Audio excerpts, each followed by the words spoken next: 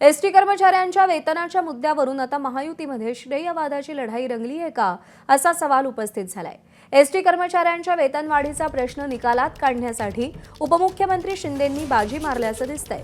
कर्मचाऱ्यांना केवळ 56% वेतन मिळाल्याचं वृत्त एबीपी माझानं दाखवल्यावर संतापाची लाट उसळली होती। अखेर एकनाथ शिंदेंनी वित्त विभागाचे सचिव ओमप्रकाश गुप्ता यांच्याशी चर्चा केली आणि उर्वरित 44% वेतन मंगळवारपर्यंत अदा करण्याचं आश्वासन दिलंय। शिंदेंच्या या पुढाकारामुळे आज महामंडळाचं अध्यक्षपद स्वीकारणाऱ्या प्रताप सरनाईक यांनी एक प्रकारे टीकेचं संकट टाळल्याचं बोललं जातंय।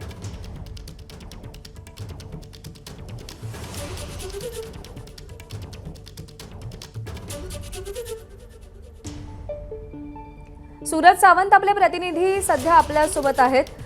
सूरज, कशा प्रकारे प्रताप सरनाईक यांनी टीकेचं संकट टाळलं आणि एकनाथ शिंदेंची मध्यस्थी कामाला आली?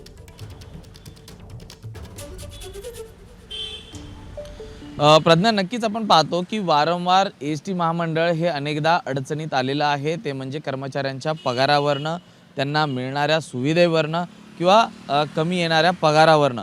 यापूर्वी देखील अशाच टीका या सरकारच्या त्यापदी बसलेल्या व्यक्तीवरती झालेल्या आहेत। मात्र आता जर पाहिलं तर कुठेतरी वित्त विभागाकडनं 56% पगाराची रक्कम दिल्यामुळे पुन्हा एकदा टीकेचे धनी हे प्रताप सरनाईक होता राहिलेले आहेत। कारण आता या पूर्ण प्रकरणामध्ये कुणीही मध्यस्थी करत नसल्याचं पाहून त्या ठिकाणी अजितदादा हे देखील कुठलीही हालचाल करत नाही आहेत। हे पाहूनच उपमुख्यमंत्री एकनाथ शिंदेंनी तातडीने वित्त विभागाचे सचिव ओपी गुप्ता यांच्याशी संपर्क करून मंगळवारपर्यंत जो उर्वरित पगार आहे तो कर्मचाऱ्यांना देण्याचं आश्वासन केलेलं आहे। त्यामुळे कुठेतरी त्यानंतर आता प्रताप सरनाईक आज पदभार स्वीकारता आहे। त्यामुळे कुठेतरी टीकेचे धनी होता ते राहिलेले आहेत। मात्र ही काही पहिलीच वेळ नाही आहे अशा पद्धतीने एसटी कर्मचाऱ्यांवरती त्यांच्या एकूणच म्हणजे पगाराबाबत किंवा इतर सुविधेबाबत अडचणी निर्माण होण्याची यादी देखील तसे प्रकार घडलेले होते। बरोबर आहे सूरज, आता तात्पुरता तोडगा निघाला असला तरी सुद्धा अशा घटनांवरती कायमचा तोडगा कसा निघेल